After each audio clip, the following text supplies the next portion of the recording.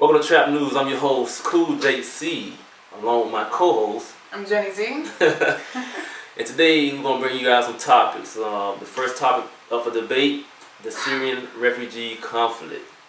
Jenny. Yes. What are your thoughts on the Syrian conflict? Multiple things.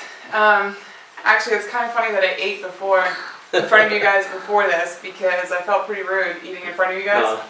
And it made me think about something, how these Syrian refugees are obviously hungry. Mm-hmm. And here we are in America, we're talking about other things. We're obviously recoiling and talking about Muslims in general. Mm-hmm. And totally lost sight of the fact that we have people out there who are literally hungry. Mm-hmm. You know what I mean? And we're a country that has enough food and enough room for them. Yeah. You know?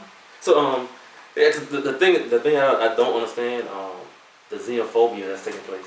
Oh, I know, right? With Donald Trump. Could you imagine Obama saying some of the stuff that he's saying now and getting away with it? Oh my goodness! And you have to label what it is, white privilege. You have Come on, man. Yeah, not defending him about it, but you have to label it what it is. I mean, and then you have to me, I can somewhat understand, the rationale of the fear. I can understand that. Yeah. Because the attacks in Paris. And then you had the San Bernardino shooting. Mm-hmm. Something that a topic we're gonna get in. We're gonna talk about later on in today's show. But I can understand the fear that's going on. Mm-hmm. But to say ban all Muslims. Well, I think that what Donald Trump is honestly doing right now is he's totally recoiling in fear, completely, absolutely, and it's making the terrorists win. Mm-hmm. It is because it's bringing us all into fear, really. Mm-hmm. And to just put it all on an actual religion, mm-hmm. It makes no sense. To come out with a blanket statement like that saying, all Muslims are bad. Bad, yeah. I mean, and I read a post on Facebook. Someone said if you replace the word Muslim with Jew. Yep. Could you imagine? I think I posted that actually. Did you see that on my Facebook? It could have been yours, because It's a whole. Yeah, it is. It's exactly what it is. Could you imagine the outrage? Could you imagine it? I mean, I'm just amazed that with the amount of education that we have out there and how many times we've talked about issues like this, and I'm just amazed that it's being accepted. You know what I mean? I mean, Donald Trump is leading the polls. Well, not leading, but it's up there. I'm like, what? And it's just blatant idiocy. Well, it gets worse too because the whole thing came out because of the Syrian refugees, and just because they're Syrian does not directly mean that they're Muslim either. So, it gets even worse. And just because you're Muslim doesn't mean you're a terrorist. They don't even belong in the same conversation. They just don't. And as you said earlier about how we are now having terrorism go on in our own country by our own people, it brings up the fact that, more people do die from gun violence or police officers than they do from actual terrorists coming into our country. I think another thing too, I think ISIS, I think they get off on that. I think they get off on you being isolated from the world because at the end of the day, they say, see, I told you. They don't like you guys. Yep. So come on and join the Legion and let's do this. Because it's jihad. Yep. And they believe it's jihad or nothing else. Now, next topic up for debate is, does America have a gun infatuation? Once again, Jenny, I turn to you, my loyal sidekick. Do we have a gun infatuation? Absolutely. And what makes you say that? It's America. We believe that we have the right to it, absolutely. We definitely are not ashamed to put it in everybody's face either.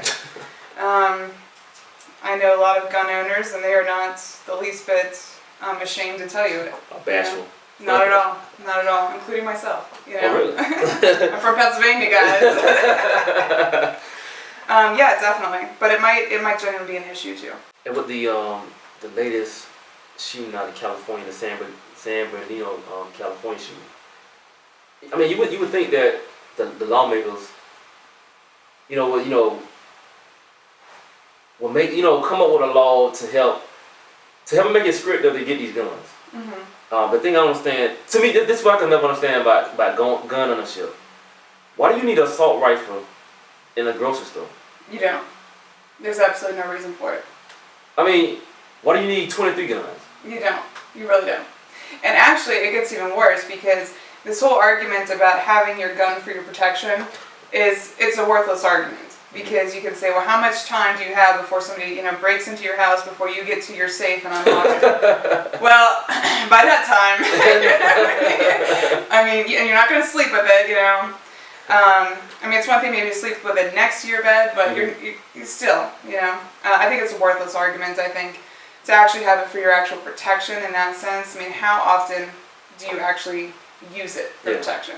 As far as the Second Amendment is concerned, the Second Amendment is not there for if somebody breaks into your house. Our forefathers wrote it because they were afraid that the government would try and overpower its people. That's the whole concept behind the Second Amendment. And that is why there's an issue as far as taking our guns away. With that being said, obviously, as a gun owner myself and a part of that mindset, we also need to be a part of the solution. We can't just say, you can't take my guns, because then we're not solving anything. We need to help come up with a solution, because these are way too many deaths. Last but not least, we're dealing with sports concussions.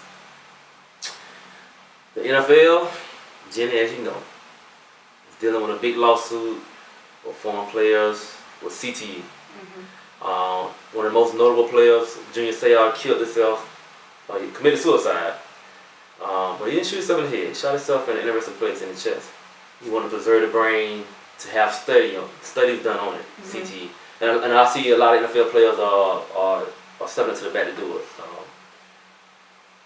What's your take on sports concussion? Well, I think it's interesting with CTE because I actually had to do a little homework on it because I wasn't really sure exactly all the details of it. And I guess the whole concept is obviously, you hit your head enough times, the innermost part of your brain is basically what's getting that damage repeatedly. Well, I think it depends on what age you're talking about too. With the NFL, obviously you're paid to play. Younger than that, obviously your coaches are paid to win. It really depends on what you're talking about. And there was another guy who I was reading about, Stan Herring, who is the co-medical director of Seattle Sports. And what he was saying in high school students who played football, that the first concussion is completely unpreventable. Really? He said you can do a lot of safety measures and this and that, but the first concussion is unpreventable. After that, that's what you need to pay attention to. I have a son, and the day he comes to ask me to play football, I'm totally against it. Because like I say, to have a concussion at a young age, that's going to follow you throughout the whole life. It's not like you have a concussion at age 12, and by the time you're 18, all the symptoms are gone. No, it's not. I mean, those things linger around. Now they might suppress themselves, but then again, who knows that any moment it could rear its ugly head. I mean, a loss of memory, a lapse of memory. Something simple as wear my keys, how to tie my shoes. So these are some of the serious things that you're dealing with in the sport of football. And people try to make the argument, oh, this sport, that sport. No, let's get football, because football, you're making contact. You have to make contact. And that's on every play, every down. You're making contact with somebody.